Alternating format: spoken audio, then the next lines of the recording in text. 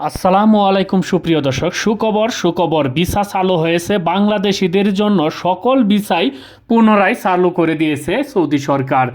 এই সুখবরটা নিয়ে আজকে আপনাদের সামনে নিয়ে আসলাম যে আসলে তারা কি বলছে সেটা একটু আপনাদেরকে একটা নিউজ পোর্টাল থেকে পড়ে শোনাচ্ছি।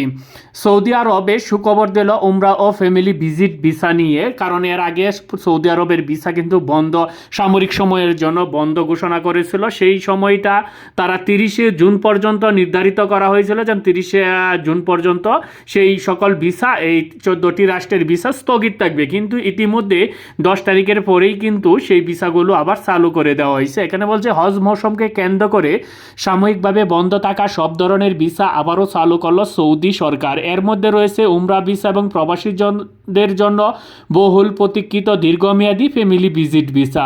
সৌদি সরকার জানিয়েছে মঙ্গলবার 10 জুন থেকে কার্যকর হয়েছে এ সিদ্ধান্ত। এর আগে কিন্তু এটা ছিল 30শে জুন পর্যন্ত তারা এটা স্থগিত করেছিল।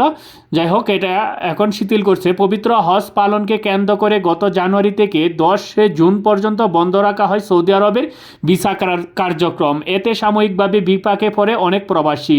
সেই সঙ্গে উমরা পালনের ভ্রমণ ইচ্ছুক মুসল্লিরাও ভিসার জন্য আবেদন করতে পারেননি। তবে সাময়িকভাবে বন্ধ থাকা সব ধরনের ভিসা আবারও চালু করল সৌদি সরকার। এতে হাজার হাজার বাংলাদেশি সহ প্রবাসী পরিবারের মাঝে ফিরেছে স্বস্তি। উমরা পালনের আগ্রহীদের জন্য অনুমোদিত এজেন্সিগুলো ইতিমধ্যে নতুন ভিসার আবেদন গ্রহণ শুরু করেছে। সৌদি সরকারের এই সিদ্ধান্ত দেশটি পর্যটক শিল্প অর্থনীতিতে চাকা আরও গতিশীল হবে বলে মনে করেন সংশ্লিষ্টরা। উপকৃত হবেন বিশ্বের নানা প্রান্তে